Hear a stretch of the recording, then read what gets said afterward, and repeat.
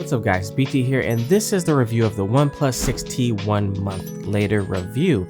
This was my first OnePlus phone and boy was I blown away. This phone has changed the way I look at phones now. And honestly, I feel like this was the best phone to come out this year. This is, of course, coming from a longtime iPhone user and someone who currently owns the iPhone XS Max. So today I'll be giving you guys my 1 month long experience with the OnePlus 6T. From the moment that I opened the OnePlus 6T box, I was amazed not by the phone itself, which is gorgeous by the way, but by the extras that they added in, like an already laid screen protector and a perfect case that is slim and grippy and protective. These small acts showed me from day one what the OnePlus message was. They really want to destroy the $1,000 flagship market right where it stands. They're putting their foot down for us because this competition really keeps dollars in our pockets. The OnePlus 6T comes in matte black, purple, and mirror black colors. I went with the mirror black, but in hindsight, I think the matte black might be a little bit better to protect against scratches. I always keep my phone in a case anyway, so it's not really a problem for me. Better safe than sorry is what I always say. There are a couple of different variants, but I went with the 6GB of RAM and 128GB of storage for $550. There's also an 8GB RAM version with 256GB of storage for $650. I find that the 6GB of RAM and 128GB of storage is almost overkill. This phone feels great in the hand and the edges are very easy to hold. It's got a nice weight to it. It feels both heavier than the iPhone XS Max and Pixel 3s to me.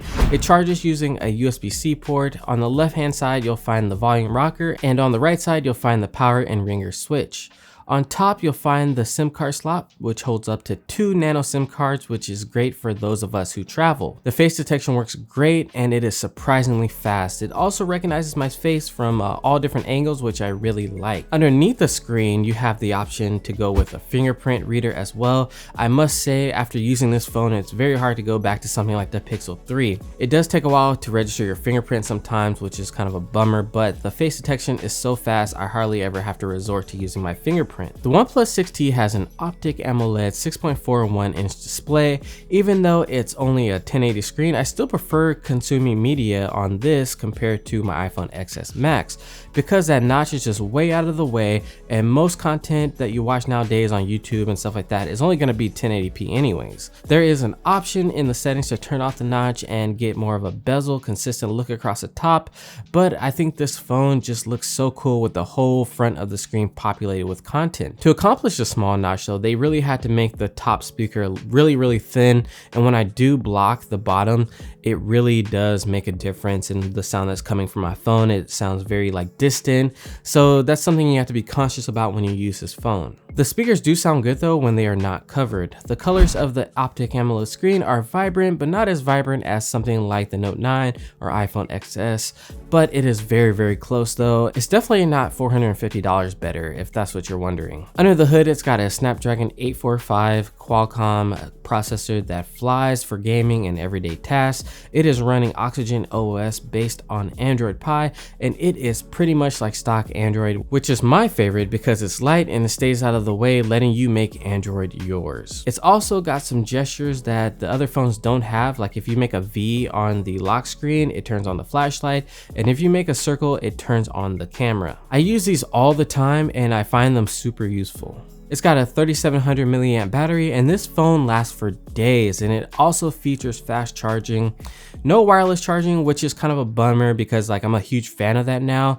I will say though that when I do use like a DAC amp and I connect it to this phone and it drains my Pixel 3 like mad, this phone can last a full day, whereas on my Pixel 3 it dies like midday. I often have to charge the OnePlus 6T after like a day and a half instead of like that same day, which is also very nice. So the 6T has a dual 16 megapixel and 20 megapixel camera on the back, and they actually can stand up to the other flagships on the market. One thing I did notice is that it doesn't have as good of a dynamic range as something like a Pixel 3 or the iPhone XS Max, and because of this, skies tend to get blown out. They just look white instead of blue sometimes, so taking photos outside, you really have to be careful and like focus your pictures properly. The front facing camera is also good, although sometimes it just makes my face look all glowy and smoothed over, which I don't like. It also has a night mode, which you can get better dynamic range at night as well. And the camera also shoots 4K video up to 60 frames, and it has a super slow-mo with 240p at 1080.